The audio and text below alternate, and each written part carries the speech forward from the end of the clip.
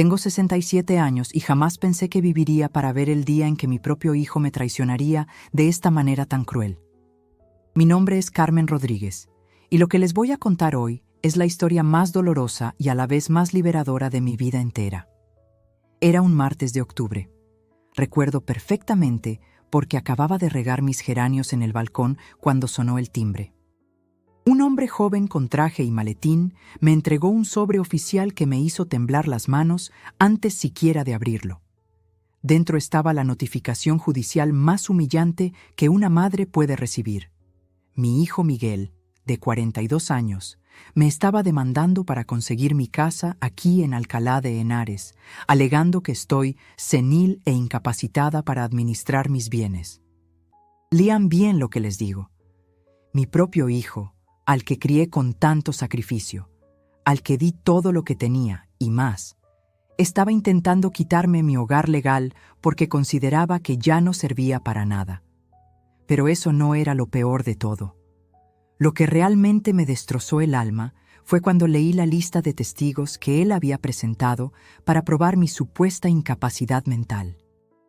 Ahí estaban los nombres de mis propios vecinos, doña Mercedes del segundo piso, don Antonio del quinto y hasta la joven Rocío de la tienda de la esquina.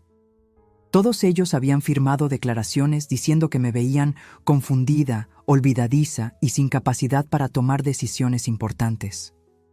Miguel los había convencido de que su pobre madre vieja ya no entendía nada de la vida.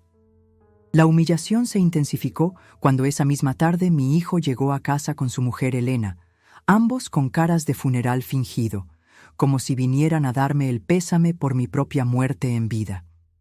Miguel se sentó frente a mí en el sofá de mi sala, el mismo sofá donde lo había consolado cuando era niño y tenía pesadillas, y me dijo con una frialdad que me heló la sangre: «Mamá, usted ya no entiende nada de lo que pasa en el mundo. Es mejor dejar que quien sabe se encargue de las cosas importantes». Elena, esa nuera que nunca me ha respetado ni un solo día, asintió con la cabeza como si fuera la cosa más natural del mundo despojar a una anciana de su dignidad. «Doña Carmen», me dijo con esa voz falsa que usa cuando quiere algo, «nosotros la vamos a cuidar muy bien. Usted no se tiene que preocupar por nada nunca más». En ese momento, mientras los miraba hablar de mí como si yo ya estuviera muerta o como si fuera una niña pequeña sin capacidad de razonamiento, algo se rompió para siempre en mi corazón de madre. Pero también algo despertó, algo que había estado dormido durante demasiado tiempo. Porque verán, queridos oyentes, hay una cosa que Miguel y Elena nunca supieron sobre mí, algo que había mantenido en secreto durante décadas porque consideraba que una buena madre no debe presumir ni hacer alarde de sus logros. Pero ese día, viendo cómo mi hijo había perdido completamente el respeto hacia la mujer que le dio la vida, tomé una decisión silenciosa que cambiaría nuestras vidas para siempre. No dije nada en ese momento. Solo los miré fijamente y les respondí con la voz más calmada que pude encontrar: «Está bien, hijos, ya veremos qué pasa con todo esto». Miguel sonrió con esa sonrisa de satisfacción que ponen los depredadores cuando creen que han ganado sin luchar. Elena se arregló el cabello con aire de victoria anticipada. Ninguno de los dos tenía idea de que acababan de despertar a la bestia equivocada. Esa noche, cuando se fueron a dormir a mi dormitorio principal, sí, porque por supuesto que ellos ocupaban la habitación más grande de mi casa, yo me quedé despierta en mi pequeño cuarto, el que había aceptado como si fuera una invitada en mi propio hogar, y empecé a planear algo que ninguno de ellos vería venir. Para entender completamente la magnitud de lo que estaba viviendo, necesito contarles cómo llegamos a este punto tan deplorable. Porque esto no fue algo que pasó de la noche a la mañana, sino el resultado de 25 años de sacrificios no reconocidos y un respeto que se fue erosionando gota a gota, como el agua que carcome la piedra. Cuando Miguel tenía 17 años, mi esposo Fernando murió de un infarto fulminante. De un día para otro, me convertí en viuda con un hijo adolescente que necesitaba terminar el bachillerato y soñaba con estudiar administración de empresas en la Universidad de Alcalá. No teníamos dinero, no teníamos ahorros, solo teníamos esta casa que Fernando había logrado comprar a base de muchos sacrificios. Me puse a trabajar como modista desde mi casa, cosiendo desde las 6 de la mañana hasta las 10 de la noche, todos los días, incluyendo fines de semana. Mis dedos quedaron marcados para siempre por las agujas, mis ojos se cansaron bajo la luz artificial, pero conseguí que Miguel estudiara sin trabajar, que tuviera libros, que tuviera todo lo que necesitaba para salir adelante. Cuando él se graduó y consiguió su primer trabajo en una empresa de seguros, yo pensé que finalmente podríamos respirar un poco.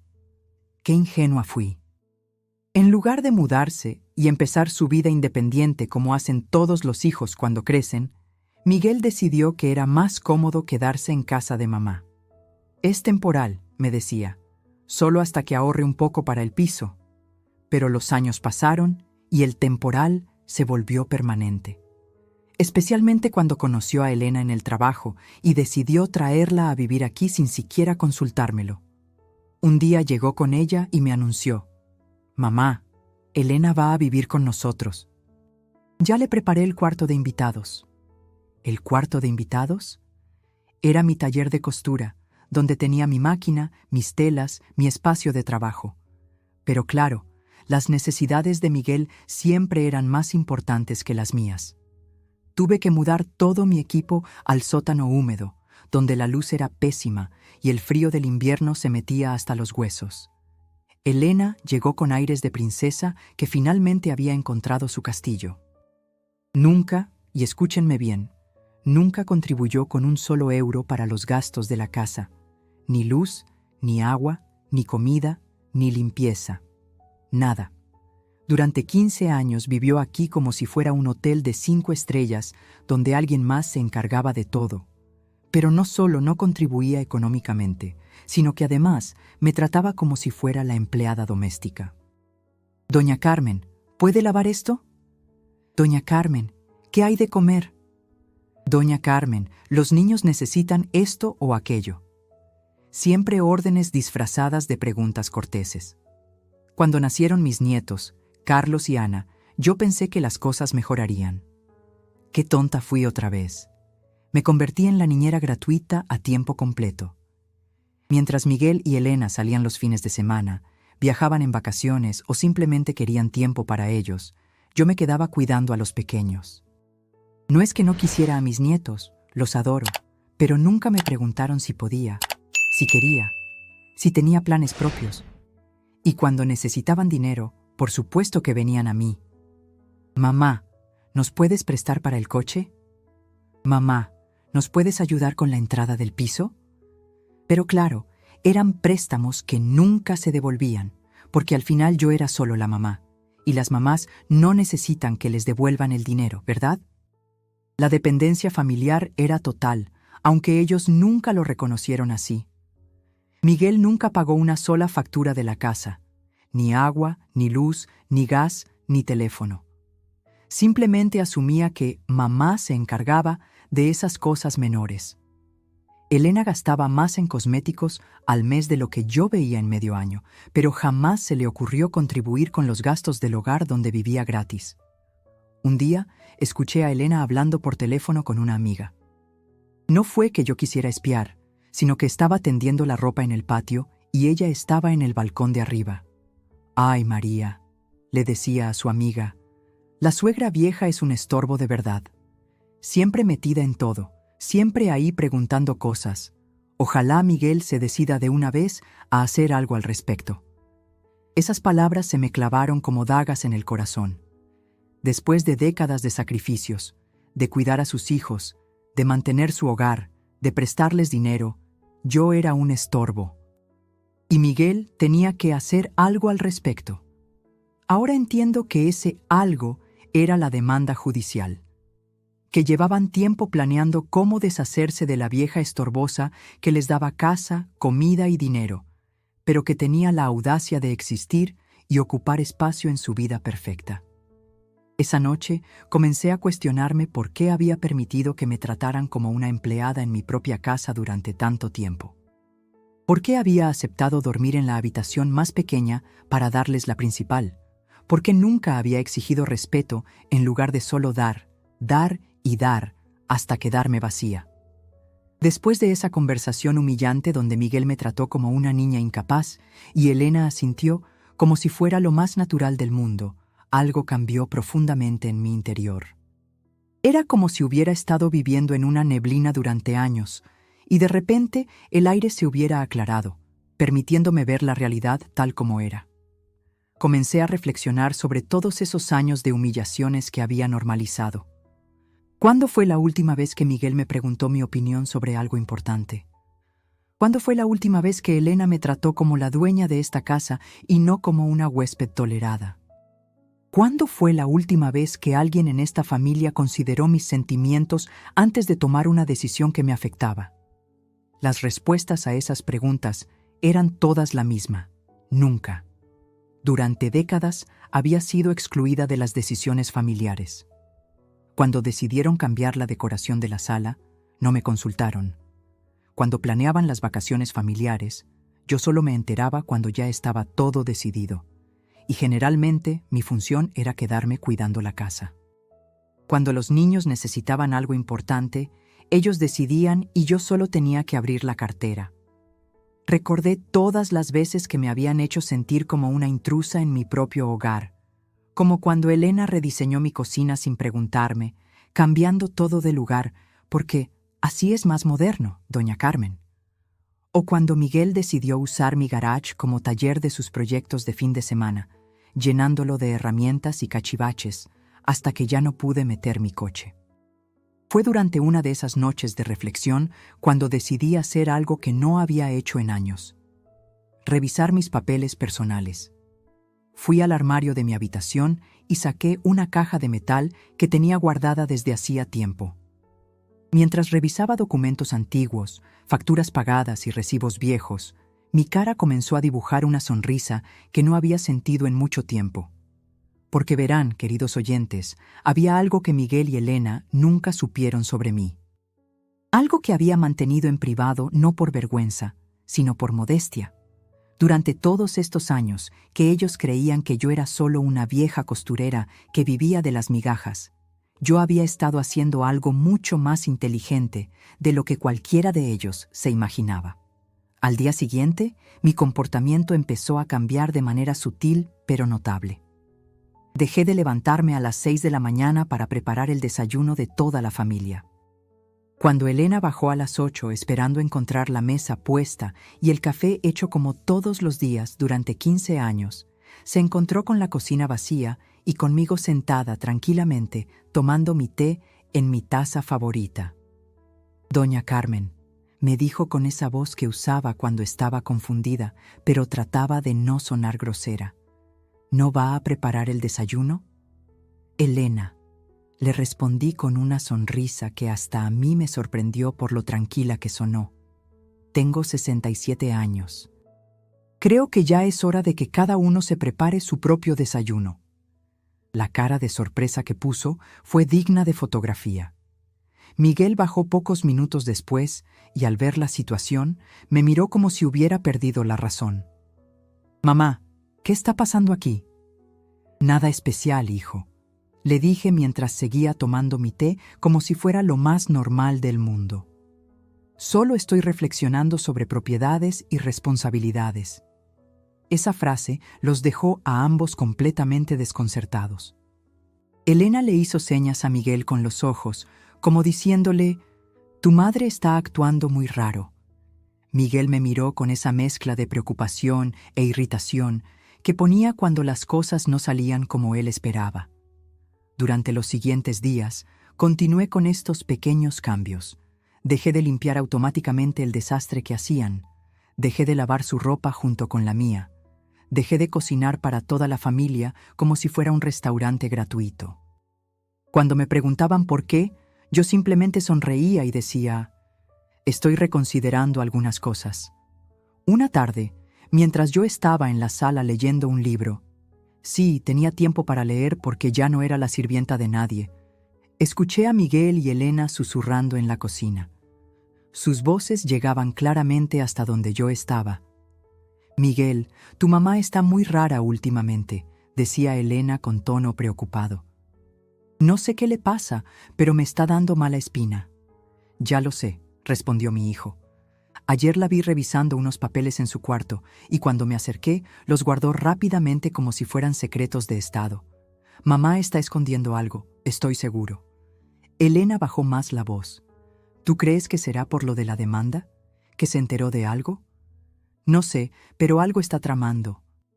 La conozco, y cuando mamá pone esa cara de satisfacción, es porque sabe algo que nosotros no sabemos. Tenían razón en eso. Yo sabía muchas cosas que ellos no sabían, y muy pronto se iban a enterar de todas. La curiosidad de Miguel y Elena no tardó en convertirse en una investigación informal. Durante los siguientes días, noté cómo me observaban constantemente, tratando de descifrar qué había cambiado en mí y por qué de repente me comportaba de manera tan diferente. Era como si hubieran despertado a una persona completamente nueva, y eso los tenía muy inquietos. Elena, que nunca había mostrado interés alguno en mis asuntos personales durante los 15 años que llevaba viviendo en mi casa, de repente se volvió muy atenta. «Doña Carmen, ¿necesita ayuda con algo?», me preguntaba cada vez que me veía con algún papel en las manos. «¿Está revisando facturas? Yo le puedo ayudar si quiere». Qué casualidad que justo ahora, cuando pensaba que ya me tenían controlada legalmente, se ofreciera a ayudarme con mis papeles. Pero yo no era tonta. Sabía perfectamente lo que estaba buscando. Miguel adoptó una estrategia diferente. Comenzó a llegar más temprano del trabajo, algo que no había hecho en años, y se quedaba dando vueltas por la casa como un detective aficionado. Lo pescaba tratando de echar vistazos a mi correspondencia, revisando si había recibido alguna carta importante, hasta intentando escuchar mis conversaciones telefónicas desde el pasillo. Una tarde, mientras yo estaba en el baño, Elena aprovechó para hurgar discretamente en los documentos que había dejado sobre mi cómoda. Cuando regresé a mi habitación, ella estaba ahí parada con cara de haberse encontrado un tesoro. «Ay, doña Carmen», me dijo fingiendo casualidad. Se le cayeron unos papeles y los estaba recogiendo. Pero yo había visto perfectamente cómo tenía las escrituras de propiedad en sus manos, leyéndolas con los ojos como platos. Porque sí, queridos oyentes, Elena había descubierto algo que la dejó completamente choqueada. En esos documentos no solo estaba la escritura de esta casa donde vivíamos, sino también la escritura de otra propiedad. Un pequeño apartamento en el centro de Alcalá, de Henares, que yo había comprado años atrás y que tenía alquilado. Esa noche, durante la cena, la tensión se podía cortar con cuchillo.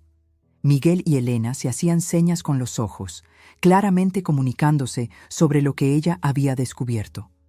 Yo comía tranquilamente mi sopa, como si no me diera cuenta de nada, pero por dentro estaba disfrutando enormemente del espectáculo. Finalmente, Miguel no pudo más y decidió ir directo al grano. «Mamá», me dijo tratando de sonar casual, «Elena me comentó que tiene usted algunas propiedades que nosotros no conocíamos». Dejé mi cuchara sobre el plato y los miré a ambos con la sonrisa más serena que pude componer. «¿Ah, sí? ¿Y eso les sorprende?» «Bueno», siguió Miguel, ahora ya sin disimular su nerviosismo, «es que nunca nos había comentado nada sobre otros inmuebles. Pensábamos que solo tenía esta casa». «Miguel», le dije con voz pausada, «hay muchas cosas sobre mí que ustedes nunca se molestaron en preguntar. Ustedes siempre asumieron que yo era solo una vieja costurera sin 2 dedos de frente. Nunca les interesó realmente conocer a la persona detrás de la madre que les daba todo lo que pedían».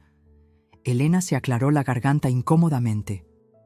«Doña Carmen, nosotros siempre hemos estado interesados en usted».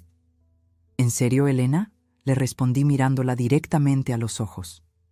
«En 15 años de vivir en mi casa, ¿alguna vez me preguntaste sobre mi vida, mis intereses, mis logros, mis planes? ¿O siempre fui solo la persona que te cocinaba, te lavaba la ropa y te cuidaba los hijos?» El silencio que siguió fue devastador, porque los tres sabíamos la respuesta a esa pregunta. Miguel intentó recuperar el control de la conversación. «De cualquier manera, mamá, la demanda continúa. Usted necesita que alguien responsable se encargue de sus bienes. Esa declaración fue la gota que derramó el vaso. Los miré a ambos con una frialdad que ni yo sabía que poseía. ¿Alguien responsable? ¿Te refieres a ti, Miguel, al hombre que en 25 años nunca pagó una sola factura de la casa donde vive gratis? ¿O te refieres a Elena, que en 15 años nunca contribuyó con un solo euro para el mantenimiento del hogar que la alberga? Sus caras se pusieron pálidas. Nunca me habían oído hablarles así. Siempre tuve más de lo que ustedes pensaron, continué con voz firme. Siempre fui más inteligente de lo que ustedes creyeron, y siempre fue mi dinero el que sustentó este estilo de vida que tanto disfrutan. Miguel intentó una última intimidación. Mamá, no se altere.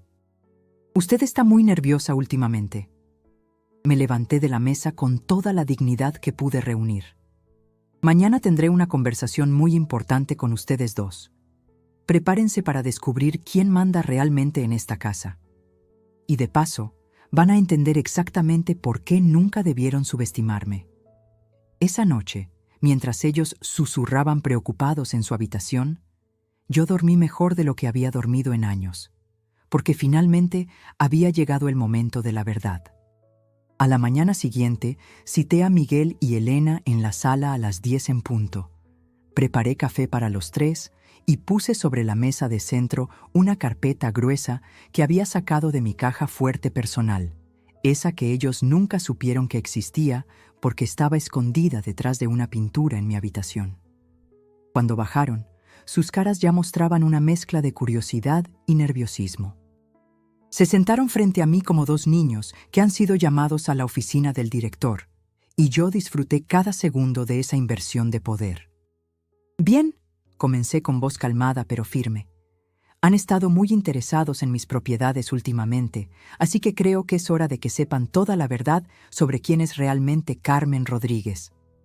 Abrí la carpeta y empecé a sacar documentos uno por uno, colocándolos sobre la mesa como si estuviera jugando una partida de cartas donde yo tenía todas las ases. Escritura número 1, dije mostrando el primer documento. Este apartamento de 2 habitaciones en el centro de Alcalá de Henares, comprado en 1998, actualmente alquilado por 950 euros mensuales. Miguel y Elena se miraron con los ojos abiertos como platos. Escritura número 2, continué. Este dúplex en Torrejón de Ardoz, comprado en 2003, alquilado por 1.200 euros mensuales. Mamá, murmuró Miguel, pero yo levanté la mano para que se callara. Escritura número 3, seguí implacable. Este pequeño chalet en Guadalajara, comprado en 2007, alquilado por 1.100 euros mensuales. Elena se había puesto completamente pálida. Y escritura número 4, dije mostrando el último documento. Esta casa donde vivimos, comprada completamente por mí en 1995, sin hipoteca, totalmente pagada. El silencio que siguió fue absoluto. Podría haber escuchado caer una aguja. Pero eso no es todo, continué, disfrutando de su shock. También tengo estos 2 locales comerciales. Saqué más papeles. Este en la calle Mayor, alquilado a una peluquería por 800 euros mensuales, y este otro en la Plaza del Mercado, alquilado a una floristería por 650 euros mensuales. Miguel intentó hablar, pero solo salió un gemido ahogado de su garganta. Y por último, dije sacando los extractos bancarios, mis ahorros.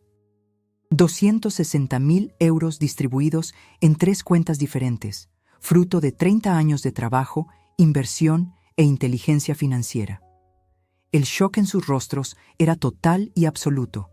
Elena se había llevado las manos a la boca y Miguel parecía haber visto un fantasma. No entiendo, balbuceó finalmente mi hijo. ¿Cómo es posible? Usted siempre vivió modestamente, siempre parecía que era pobre, completé la frase. Miguel, yo trabajé como modista, sí, pero también trabajé como administradora de fincas para una inmobiliaria durante 15 años. Trabajé los fines de semana llevando contabilidades de pequeños negocios. Trabajé las noches haciendo traducciones del inglés que aprendí por correspondencia. Mientras ustedes pensaban que yo solo cosía vestidos, yo estaba construyendo un patrimonio. Pero mamá, dijo Elena con voz temblorosa, usted nunca dijo nada. ¿Saben por qué nunca dije nada? Les pregunté mirándolos fijamente. Porque nunca me preguntaron. En 25 años, Miguel, nunca te sentaste conmigo a preguntarme qué planes tenía, qué sueños tenía, qué logros había conseguido. Para ti, yo siempre fui solo mamá, la persona que estaba ahí para darte lo que necesitabas. Y tú, Elena, continué volviéndome hacia mi nuera. En 15 años de vivir en esta casa, jamás te interesaste por conocer a la mujer que te daba techo gratis. Para ti, yo era solo la suegra, la que cocinaba, limpiaba y cuidaba a tus hijos. Miguel trataba de procesar la información. Pero entonces, ¿usted ha estado pagando todo? Completé otra vez. Sí, Miguel. Los impuestos de esta casa, las reparaciones, las mejoras, el mantenimiento, todo lo pagaba yo con mis ingresos por alquileres. Ustedes vivían gratis en una propiedad que vale actualmente 320.000 euros. Elena finalmente encontró su voz.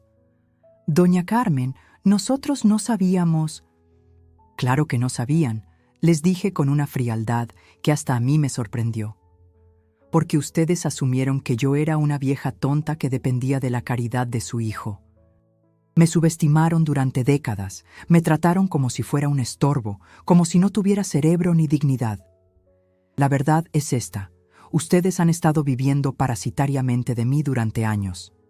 Yo he subsidiado su estilo de vida, he pagado sus gastos indirectos, he sido su benefactora silenciosa mientras ustedes me trataban como una empleada doméstica en mi propia casa.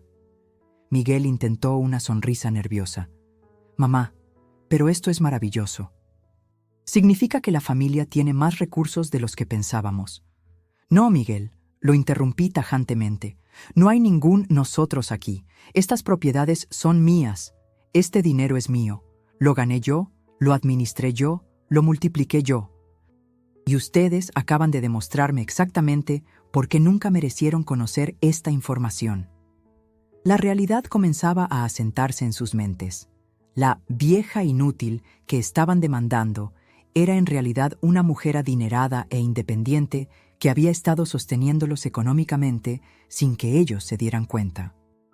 Ahora, les dije cerrando la carpeta, hablemos de lo que va a pasar a partir de ahora. Después de la revelación devastadora, Miguel y Elena necesitaron varios minutos para procesar lo que acababan de escuchar.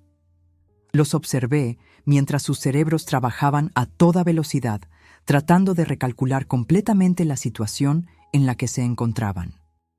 Era fascinante ver cómo cambiaba su lenguaje corporal cuando se dieron cuenta de que no estaban negociando con una anciana indefensa, sino con una mujer que tenía todo el poder económico en sus manos. Miguel fue el primero en intentar una nueva estrategia. El tono intimidante y paternalista desapareció como por arte de magia, reemplazado por una dulzura empalagosa que no había usado conmigo en años. «Mamá», me dijo con voz suave, acercándose a mí en el sofá. «Yo siempre la he querido mucho. Usted lo sabe, ¿verdad? Esta historia de la demanda, bueno, es solo porque me preocupo por usted. Solo quería protegerla». Era increíble ver cómo intentaba reescribir la historia en tiempo real. De repente, la demanda judicial para quitarme mi casa se había convertido en un acto de amor filial. Elena decidió sumarse a la nueva narrativa. «Sí, doña Carmen. Nosotros solo queríamos asegurar que usted estuviera bien cuidada, pero ahora que sabemos que usted maneja tan bien sus finanzas, podemos estar tranquilos». «¿Tranquilos?», les pregunté con una sonrisa que no llegaba a mis ojos. «¿Ustedes van a estar tranquilos?». Miguel se aclaró la garganta y lanzó su nueva propuesta. «Mamá, ¿qué le parece si formamos una sociedad familiar? Usted podría enseñarnos cómo administra sus propiedades y nosotros la ayudamos con la parte más pesada del trabajo. Sería como un negocio familiar». Elena asintió entusiasmada. «Sí, Yo podría encargarme de cobrar los alquileres, revisar que los inquilinos estén cumpliendo. Miguel podría ocuparse del mantenimiento de las propiedades. Era patético ver cómo intentaban meterse en mis finanzas ahora que sabían que había dinero de verdad. Durante 25 años no habían mostrado interés alguno en mis actividades laborales, pero ahora de repente querían ser mis socios. Muy interesante, les dije manteniendo mi tono neutro. ¿Y qué ganan ustedes en esta sociedad familiar? Miguel se animó, pensando que estaba picando el anzuelo. Bueno, nosotros aportaríamos nuestro tiempo y trabajo, y usted podría compartir las ganancias con nosotros. Después de todo, somos familia. Ah, claro, respondí. Ahora somos familia. Qué curioso que se acuerden de eso, justo después de descubrir que tengo dinero. Elena intentó un acercamiento más emocional. Doña Carmen, nosotros la queremos mucho, siempre la hemos querido. Quizás no se lo hemos demostrado de la mejor manera, pero usted sabe que es muy importante para nosotros. Elena, le dije mirándola directamente, hace 3 días te escuché decir por teléfono que era un estorbo y que ojalá Miguel hiciera algo al respecto. ¿Ya se te olvidó? Su cara se puso roja como un tomate. Miguel me miró confundido. ¿Qué? ¿Elena dijo eso? Oh, sí, continué. Tu esposa ha estado deseando deshacerse de mí durante años, y tú, Miguel, me dijiste literalmente que ya no entiendo nada y que es mejor que, quién sabe, se encargue de las cosas importantes. El ambiente se tensó considerablemente. Miguel intentó una nueva táctica. Mamá, las cosas se dijeron en el calor del momento. Usted sabe que cuando las familias conviven tanto tiempo, a veces surgen roces. ¿Roces? Lo interrumpí. Miguel, me están demandando legalmente para quitarme mi casa. Eso no es un roce, es una traición. Elena decidió cambiar de estrategia completamente. Doña Carmen, mire, seamos honestas, nosotros necesitamos su ayuda. Con 2 niños y los gastos que tenemos, no es fácil. Si usted nos ayuda ahora, nosotros nos comprometemos a cuidarla siempre. ¿Me están chantajeando emocionalmente? Les pregunté con incredulidad fingida. Ahora resulta que si no los ayudo económicamente, ¿no van a cuidarme en mi vejez? Miguel se dio cuenta de que estaban cavando su propia tumba. No, mamá, no es eso.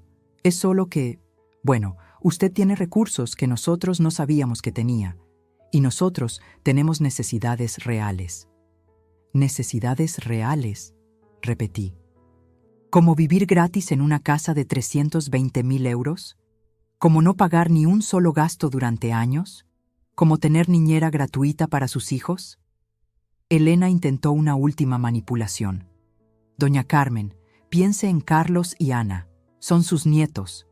¿Usted quiere que ellos sufran por los errores de sus padres? Esa fue la gota que derramó el vaso. Usar a mis nietos como escudo emocional después de todo lo que había pasado era simplemente despreciable. Me levanté de mi asiento con toda la dignidad que pude reunir.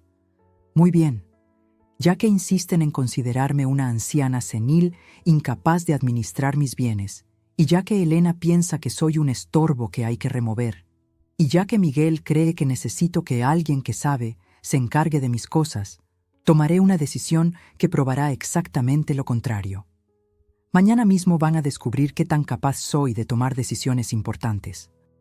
Y van a entender por qué nunca, pero nunca, debieron subestimarme. Sus caras se llenaron de pánico. Miguel tartamudeó. «Mamá, ¿qué va a hacer?»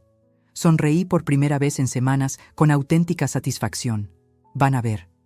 Al día siguiente, me levanté temprano con una energía que no había sentido en años. Por primera vez en décadas, iba a actuar en lugar de solo reaccionar. Me vestí con mi mejor traje, el azul marino que había comprado para la graduación de Miguel y que raramente usaba. Me peiné cuidadosamente y salí de casa a las 8 de la mañana. Miguel y Elena aún dormían, como de costumbre. Durante todos estos años, yo había sido la primera en levantarme y la última en acostarme, pero ese día las tornas habían cambiado para siempre. Mi primera parada fue en la inmobiliaria donde tenía mis otras propiedades alquiladas. El señor Martínez, que había sido mi contacto durante años, me recibió con su habitual amabilidad. «Doña Carmen, qué sorpresa tan temprano. ¿En qué puedo ayudarla?»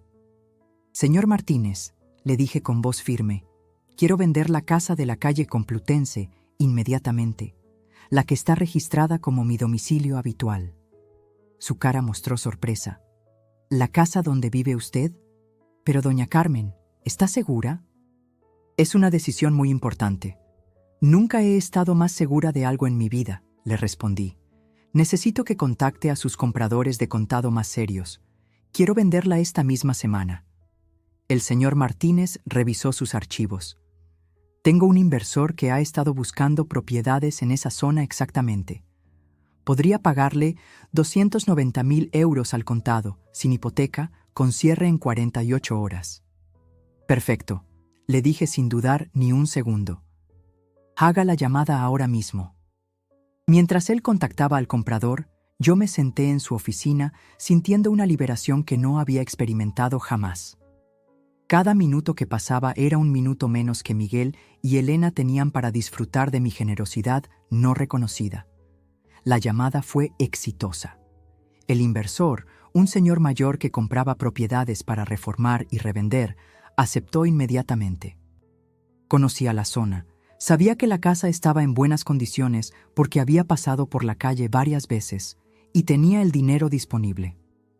«Doña Carmen», me dijo el señor Martínez después de colgar, «el señor Torres puede firmar mañana mismo si usted está de acuerdo con el precio». «Estoy de acuerdo», respondí. «Prepare todos los papeles». Esa tarde, cuando regresé a casa, Miguel y Elena estaban en la sala viendo televisión como si nada hubiera pasado. La normalidad de la escena me resultó casi cómica, considerando que acababa de poner en marcha la bomba nuclear que iba a explotar su mundo perfecto. «Hola, mamá», me dijo Miguel sin siquiera mirarme. «¿Cómo estuvo su día?» «Muy productivo», le respondí con una sonrisa. «Mañana tendremos visita». Elena levantó la vista del programa que estaba viendo. «¿Visita? ¿Quién viene?» «El nuevo dueño de la casa», dije con la voz más casual que pude encontrar. Se hizo un silencio sepulcral.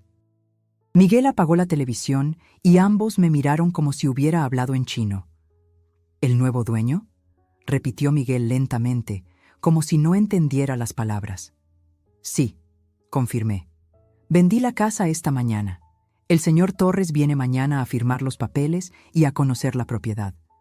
Ustedes tienen 30 días para encontrar otro lugar donde vivir». La expresión en sus rostros fue indescriptible.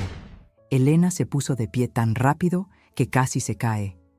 «No puede hacer eso. Esta es nuestra casa». «No, Elena», le respondí con frialdad glacial. «Esta es mi casa. Siempre fue mi casa. Ustedes solo vivían aquí gratis, como huéspedes que se quedaron mucho más tiempo de lo conveniente». Miguel estaba en shock total. «Mamá, usted no puede estar hablando en serio. ¿Dónde vamos a vivir nosotros? ¿Dónde van a vivir los niños? ¿Los mismos niños que ustedes querían usar como escudo emocional ayer?», le pregunté. «Miguel, ustedes van a vivir donde vivían antes de aprovecharse de mí. Van a buscar un piso, van a pagar un alquiler, van a ser adultos independientes como debieron haber sido hace 15 años». Elena entró en pánico completo. «Pero nosotros no tenemos dinero ahorrado para una entrada. No podemos pagar un alquiler y un depósito de la nada». «Qué lástima», respondí sin mostrar ni un ápice de compasión. «Tal vez debieron haberlo pensado antes de demandarme para quitarme mi casa alegando que estoy senil». Miguel intentó acercarse a mí. «Mamá, por favor, podemos hablar de esto. Podemos llegar a un acuerdo». «No, Miguel», le dije dando un paso atrás. «Ya no hay acuerdos posibles. Ustedes cruzaron una línea que no se puede descruzar. Cuando decides demandar a tu madre para robarle su hogar, las consecuencias son permanentes». «Pero la demanda», empezó a decir Elena. «La demanda ya no importa», la interrumpí.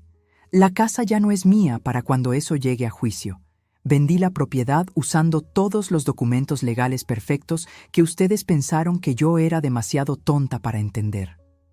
Esa noche, mientras ellos llamaban desesperadamente a familiares y amigos buscando dónde quedarse temporalmente, yo dormí en paz por primera vez en años. Porque finalmente había demostrado que Carmen Rodríguez no era la anciana indefensa que habían creído durante tanto tiempo. Los siguientes días fueron un torbellino de consecuencias que se extendieron mucho más allá de lo que Miguel y Elena habían imaginado inicialmente. La venta de la casa no fue solo el fin de su hogar gratuito, fue el primer dominó que derribó toda la estructura de privilegios que habían construido a mis espaldas durante años. El señor Torres, el nuevo propietario, resultó ser un hombre muy educado pero estricto con los plazos. Cuando vino a firmar los papeles y conocer la propiedad, se mostró comprensivo con la situación de Miguel y Elena, pero firme en que necesitaba la casa vacía en exactamente 30 días para comenzar las reformaciones que tenía planeadas. «Entiendo que es una situación difícil», les dijo mientras revisaba cada habitación, «pero tengo contratistas esperando y un cronograma muy ajustado. El día 15 de noviembre necesito las llaves». Elena lloraba en un rincón mientras Miguel intentaba mantener algo de dignidad frente al hombre que acababa de comprarnos la casa. Era patético ver cómo mi hijo, que había sido tan arrogante al demandarme, ahora suplicaba por más tiempo como si fuera un inquilino moroso. Pero las consecuencias no se detuvieron ahí. Ese mismo día, tomé otra decisión que había estado considerando durante mucho tiempo. Fui al banco y cancelé todas las tarjetas de crédito adicionales que había dado a Miguel y Elena a lo largo de los años. También cerré la cuenta conjunta que habíamos abierto para emergencias familiares y de la cual ellos habían estado disponiendo libremente. Cuando Miguel intentó pagar la gasolina esa tarde y la tarjeta fue rechazada, la realidad comenzó a golpearlo de manera más concreta. Elena descubrió el problema cuando quiso hacer la compra del supermercado y se encontró con que ninguna de sus tarjetas funcionaba. «Mamá», me dijo Miguel esa noche con voz temblorosa, «las tarjetas no funcionan». «Por supuesto que no funcionan», le respondí mientras cenaba tranquilamente mi sopa. «Las cancelé todas esta mañana. Pero yo tengo gastos. Tengo que pagar el coche». Ahí es cuando revelé otro aspecto de mi venganza que ellos no habían considerado. ¿Te refieres al coche para el cual yo di la entrada de 8.000 euros hace 3 años? ¿El mismo coche que está a mi nombre como aval porque tú no tenías historial crediticio suficiente? La cara de Miguel se desplomó. Elena, que había estado escuchando desde la cocina, se acercó corriendo. «¿Qué va a pasar con el coche?» «Mañana llamo a la financiera para transferir toda la responsabilidad del préstamo a Miguel», anuncié. «Si puede demostrar ingresos suficientes para continuar con los pagos, el coche sigue siendo suyo. Si no puede, tendrán que devolverlo». Era fascinante ver cómo cada decisión que tomaba revelaba otra capa de dependencia que ellos ni siquiera habían reconocido. Miguel ganaba 1.800 euros al mes en la empresa de seguros, pero nunca había tenido que pagar alquiler, hipoteca, facturas de casa, comida o cualquier gasto real de adulto. Elena no había trabajado en 15 años, siempre con la excusa de cuidar a los niños, cuando en realidad quien los cuidaba era yo. Al día siguiente, las consecuencias se extendieron aún más. Elena tuvo que ir a solicitar trabajo por primera vez en una década y media. La realidad del mercado laboral para una mujer de 40 años sin experiencia reciente fue brutal. En las pocas entrevistas que consiguió, le preguntaban qué había estado haciendo durante los últimos 15 años. «Cuidando a mis hijos y ayudando a mi suegra», era su respuesta, sin darse cuenta de la ironía de que justamente su suegra era quien la había mantenido todos estos años. Miguel descubrió que su salario, que siempre había parecido suficiente cuando no tenía gastos reales, era completamente insuficiente para alquilar un piso decente en Alcalá de Henares, pagar facturas, comida, colegio de los niños y mantener el nivel de vida al que estaban acostumbrados. Los nietos, Carlos y Ana, comenzaron a hacer preguntas incómodas. «¿Por qué nos tenemos que ir de la casa de la abuela?», preguntaba la pequeña Ana. ¿Por qué ya no puedo ir a clases de piano?, quería saber Carlos. Elena intentó explicarles que la abuela había decidido vender la casa, pintándome como la villana de la historia. Pero los niños no eran tontos. Habían escuchado las discusiones, habían visto las demandas judiciales que llegaban por correo, y sabían que sus padres habían estado hablando mal de mí durante semanas. La presión social también comenzó a afectar. Los vecinos que habían firmado como testigos de mi supuesta incapacidad ahora me veían salir todas las mañanas perfectamente vestida, manejando mis asuntos con eficiencia militar, y se daban cuenta de que habían sido manipulados por Miguel. Doña Mercedes, del segundo piso, se acercó a mí una tarde cuando regresaba del banco. «Carmen, yo no sabía. Miguel me dijo que usted estaba perdiendo la memoria». «Doña Mercedes», le respondí con una sonrisa triste, «mi memoria está perfecta. Lo que perdí fue la paciencia». Una semana después de la venta, Miguel hizo un último intento desesperado.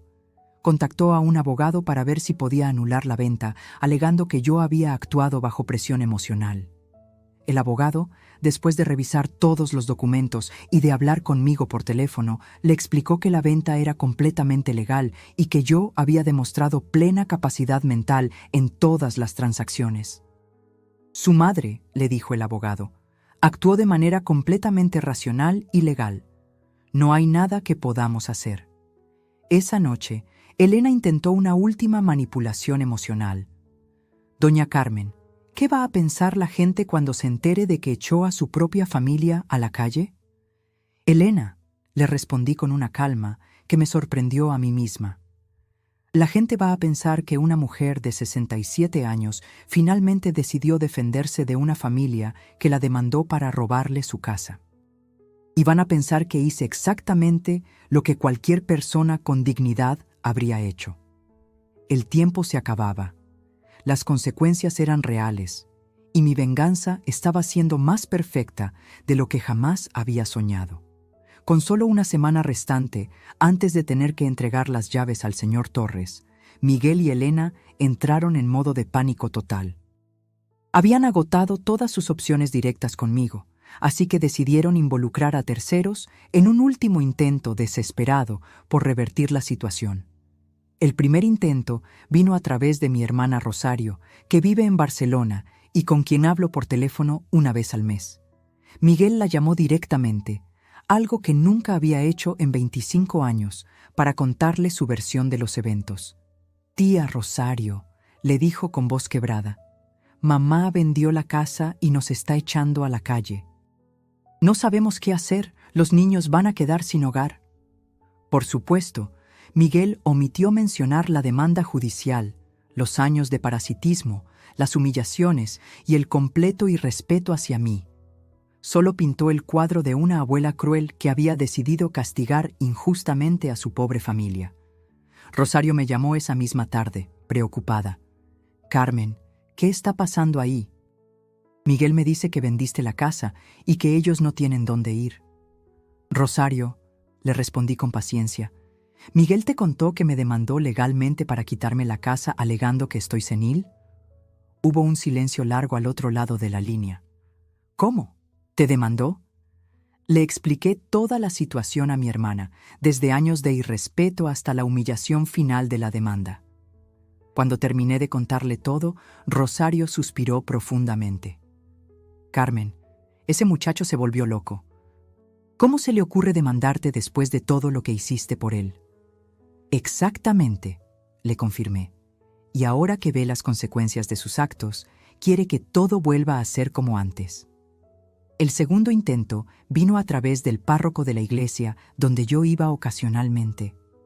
Elena, que nunca había pisado una iglesia en los 15 años que la conocía, de repente se volvió muy religiosa y fue a hablar con el padre Julián. Le contó una historia lacrimosa sobre una abuela que había perdido la razón y estaba castigando cruelmente a su familia inocente. El padre Julián, un hombre mayor y bondadoso, se sintió obligado a intervenir en lo que consideraba una situación de abandono de ancianos hacia su familia. Vino a visitarme un jueves por la tarde, claramente incómodo con la misión que Elena le había encomendado. «Carmen», me dijo después de tomar el té que le ofrecí, «he venido porque estoy preocupado por esta situación familiar. Elena me cuenta que hay problemas serios entre ustedes». «Padre Julián», le respondí con respeto. «¿Elena le contó que su esposo me demandó para quitarme mi casa?». La cara del sacerdote cambió completamente. «¿Cómo dices?». Le mostré la demanda judicial. Le expliqué toda la situación real. Cuando terminé, el padre Julián movió la cabeza con tristeza. «Carmen, yo no sabía nada de esto. Elena me pintó un cuadro completamente diferente». «Padre», le dije, «yo he sido católica toda mi vida, pero también creo que hasta Jesucristo echó a los mercaderes del templo cuando era necesario». El tercer intento fue el más bajo de todos. Miguel contactó a los servicios sociales alegando que yo, como anciana, estaba en una situación de deterioro mental y que necesitaba intervención porque estaba tomando decisiones irracionales que perjudicaban a mi familia. 2 trabajadoras sociales vinieron a visitarme una mañana. Eran mujeres jóvenes, profesionales, que claramente esperaban encontrar a una señora mayor confundida y vulnerable. «Señora Rodríguez», me dijo la mayor de las 2, «hemos recibido un reporte de que podría necesitar ayuda con algunas decisiones importantes». Les serví café, les mostré mis documentos médicos que demostraban perfecta capacidad mental. Les expliqué mi situación financiera con detalles precisos y les conté la historia completa, incluyendo la demanda judicial. «Señora Rodríguez», me dijo la trabajadora social después de escuchar todo, «está usted perfectamente capacitada para tomar sus propias decisiones. Su hijo no tenía derecho a presentar este reporte. Además», añadió su compañera, «vender su casa para protegerse de una demanda abusiva no es una decisión irracional, es una decisión muy inteligente». Pero el momento más difícil llegó cuando mis propios nietos, Carlos y Ana, vinieron a suplicarme directamente.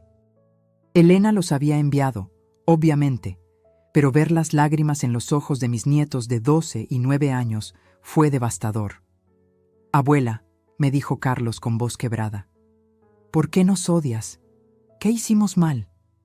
Ese momento casi me rompe el corazón.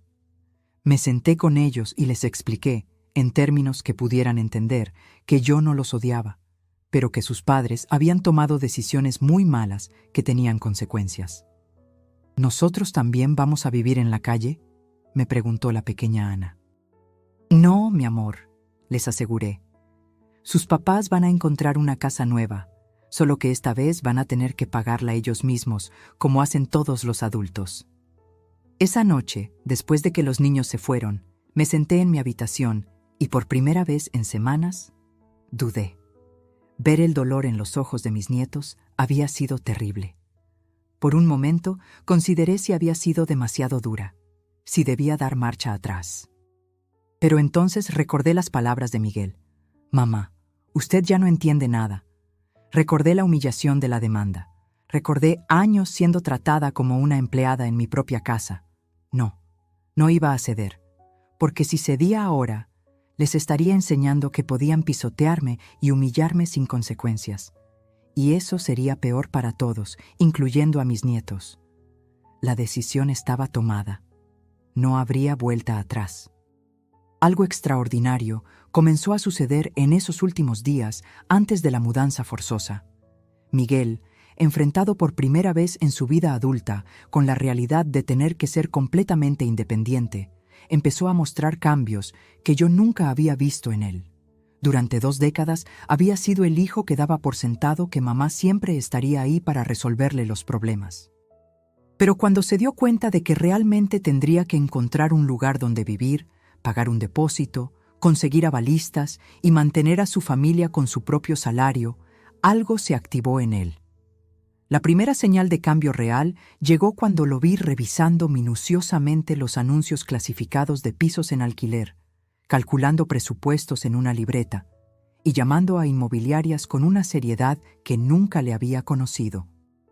«Mamá», me dijo una tarde, acercándose a mí mientras yo leía en la sala, He estado pensando mucho en todo esto.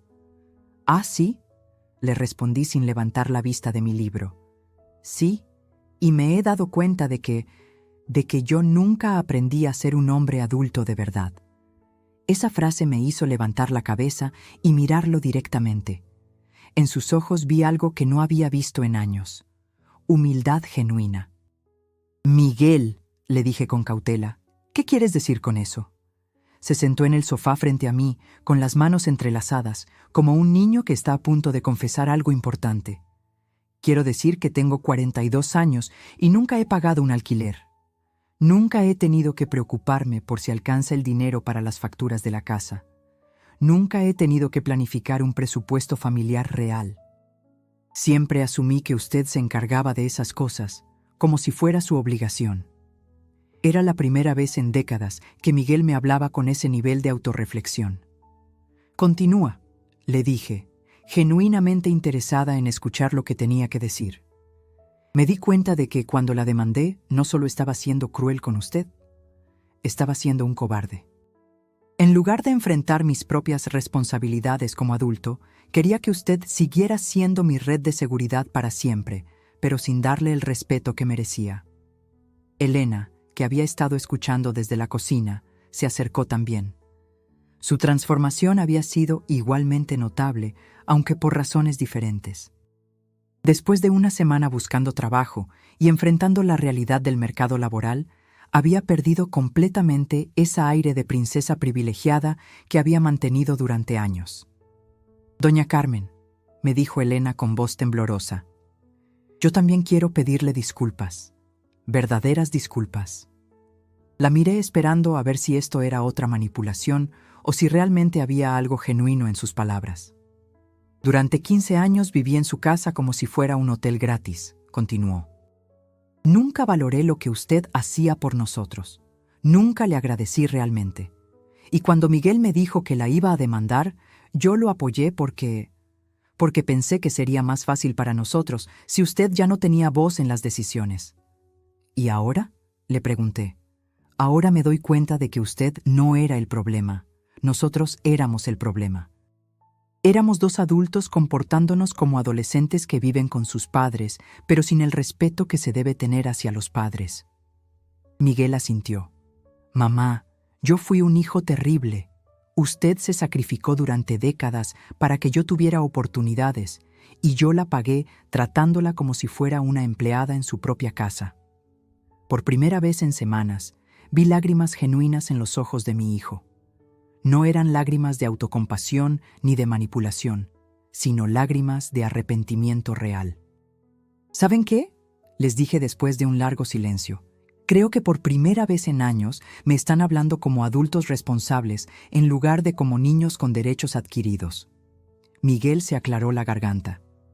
«Mamá, ¿cree que algún día podríamos reconstruir nuestra relación?»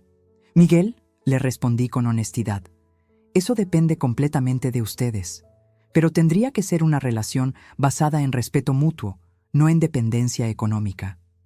«¿Qué significa eso?», preguntó Elena. «Significa que si quieren tener una relación conmigo, tendrá que ser como adultos independientes que eligen estar en mi vida, no como parásitos que necesitan estar en mi vida para sobrevivir». Miguel asintió. «¿Y las visitas con los niños?». «Los nietos podrán visitarme cuando ustedes demuestren que han aprendido a ser padres responsables, que no usan a sus hijos como escudos emocionales», les dije firmemente. Elena preguntó, «¿Cómo podemos demostrar eso?».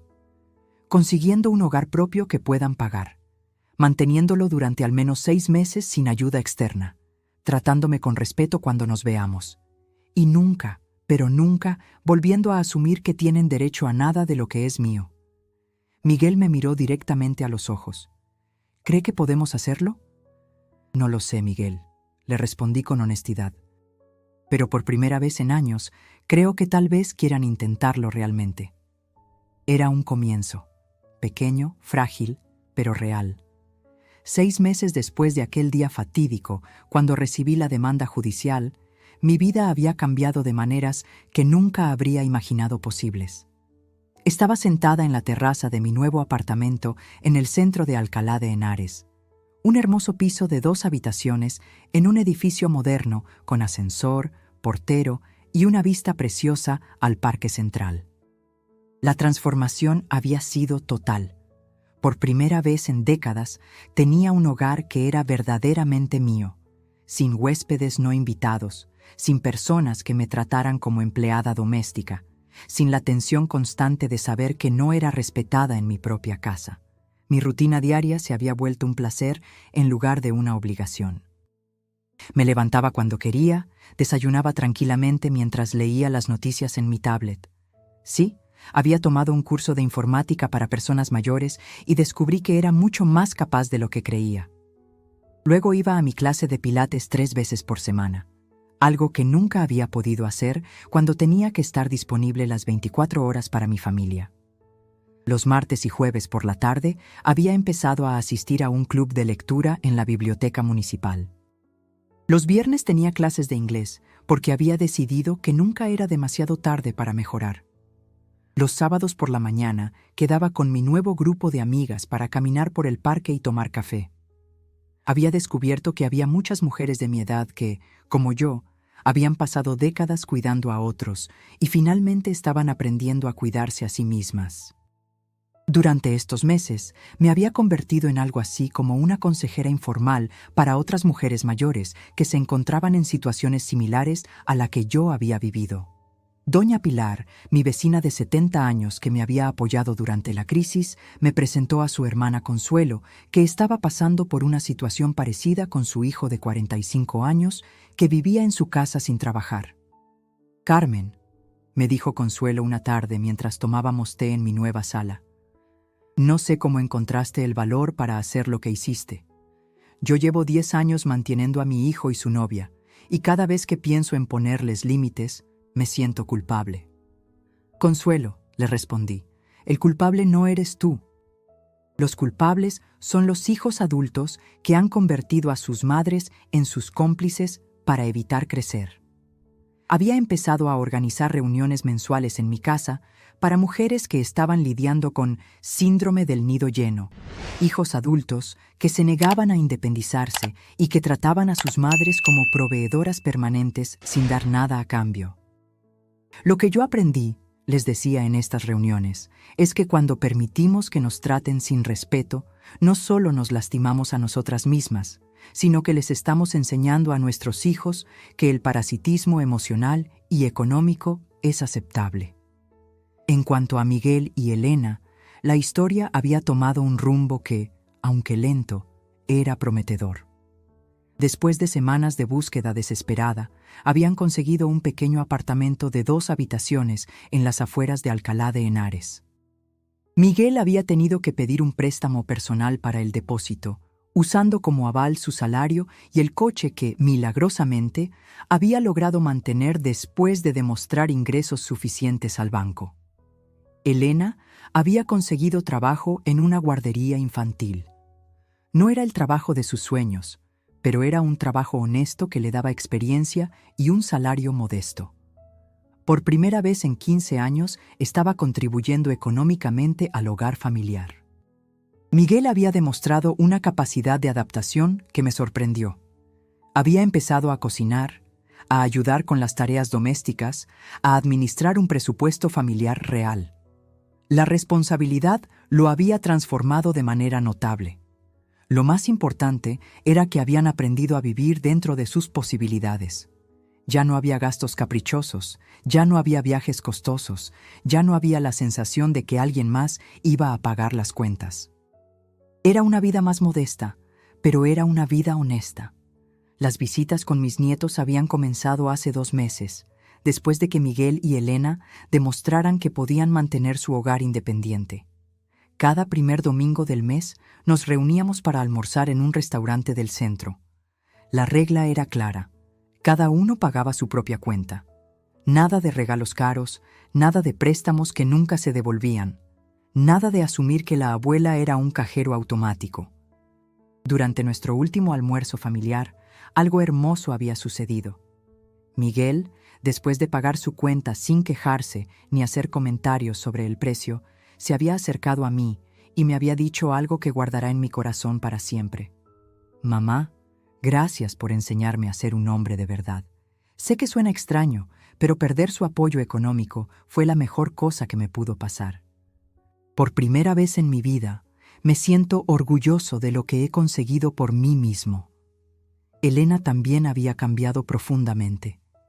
Ya no había rastros de la princesa caprichosa que había vivido en mi casa durante años. Doña Carmen, me había dicho en esa misma comida, trabajar me ha dado una dignidad que no sabía que me faltaba. Ahora entiendo por qué usted siempre trabajó tanto, incluso cuando no era necesario. El trabajo te hace sentir valiosa, pero la transformación más grande había sido la mía propia. Había descubierto que tenía una voz potente y que otras mujeres necesitaban escuchar mi historia. El mes pasado, la trabajadora social que había venido a evaluarme me había invitado a dar una charla en un centro de mayores sobre empoderamiento económico en la tercera edad. Señora Rodríguez, me había dicho después de mi primera charla, usted tiene un don para inspirar a otras mujeres. ¿Ha considerado escribir un libro sobre su experiencia? La idea me había intrigado mucho. Tal vez era hora de contar mi historia de manera más amplia, para que otras mujeres supieran que nunca es demasiado tarde para recuperar tu dignidad. Durante estos meses también había comenzado una relación muy especial. Había conocido a Eduardo, un viudo de 72 años, en mi clase de inglés. Era un hombre culto, independiente, que había trabajado como profesor de historia hasta jubilarse. Lo que más me gustaba de él era que me trataba como una igual, como una mujer inteligente con opiniones valiosas. Carmen, me había dicho Eduardo la semana pasada mientras paseábamos por el centro histórico de Alcalá, me fascina cómo has reconstruido tu vida. Eres la mujer más valiente que conozco. No era romance lo que estaba buscando a mi edad, sino compañía intelectual y respeto mutuo. Y por primera vez en décadas, había encontrado ambos. Esa tarde, mientras terminaba de escribir en mi diario, otro hábito nuevo que había adoptado, reflexioné sobre todo lo que había cambiado. La demanda judicial que había estado destinada a humillarme y despojarme de mi hogar se había convertido en el catalizador de mi liberación total. Tenía más dinero que nunca, porque ya no estaba subsidiando parasitariamente a una familia ingrata. Tenía más amigos que nunca, porque finalmente tenía tiempo y energía para cultivar relaciones basadas en respeto mutuo. Tenía más autoestima que nunca, porque había demostrado, a mí misma y al mundo, que Carmen Rodríguez era una mujer formidable que no se dejaba pisotear. La Carmen de hace 6 meses era una mujer que aceptaba migajas emocionales a cambio de dar todo lo que tenía. La Carmen de hoy era una mujer que sabía exactamente cuánto valía y que no aceptaba nada menos que el respeto total que merecía. Cuando sonó mi teléfono esa tarde y vi que era Miguel quien llamaba, sonreí al contestar. Ya no había ansiedad, ya no había miedo a que fuera una petición de dinero o una emergencia que requiriera que yo corriera a resolver problemas ajenos. «Hola, mamá», me dijo su voz, que ahora sonaba más madura, más responsable. «¿Cómo está usted?» «Estoy muy bien, Miguel», le respondí con genuina tranquilidad. «¿Y ustedes cómo están?» «Estamos bien. Elena quería saber si le parece bien que los niños vengan a visitarla el próximo sábado por la tarde. No para el almuerzo familiar mensual, sino solo para pasar un rato con la abuela». El hecho de que me preguntaran en lugar de asumir, de que planificaran con anticipación en lugar de aparecer sin avisar, de que respetaran mis horarios en lugar de esperar que yo siempre estuviera disponible, era una muestra de cuánto habían crecido. «Me parece perfecto», le respondí. «Podemos ir al parque y después tomar un helado». «Mamá», me dijo Miguel antes de colgar, «solo quería decirle que la respeto mucho. Lo que usted hizo fue difícil, pero fue lo correcto». Después de colgar, me quedé en mi terraza viendo el atardecer sobre Alcalá de Henares. A los 67 años, había aprendido que nunca es demasiado tarde para exigir el respeto que mereces. Nunca es demasiado tarde para dejar de aceptar migajas emocionales. Nunca es demasiado tarde para demostrar tu valor. Mi historia había comenzado con una humillación devastadora, pero había terminado con un empoderamiento total.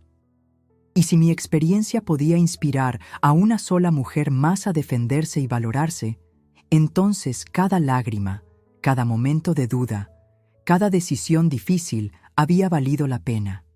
La mujer que había sido demandada por su propio hijo por considerarla senil e incapaz se había convertido en la mujer que ahora inspiraba a otras a nunca subestimar su propio poder. Carmen Rodríguez había renacido, más fuerte, más sabia y más respetada que nunca.